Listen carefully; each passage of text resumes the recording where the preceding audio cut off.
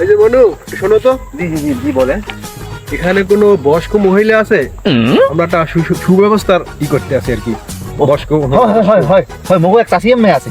আছে? হয় চলো। লন লন লন লন হেলকে দেখা করে দি লন।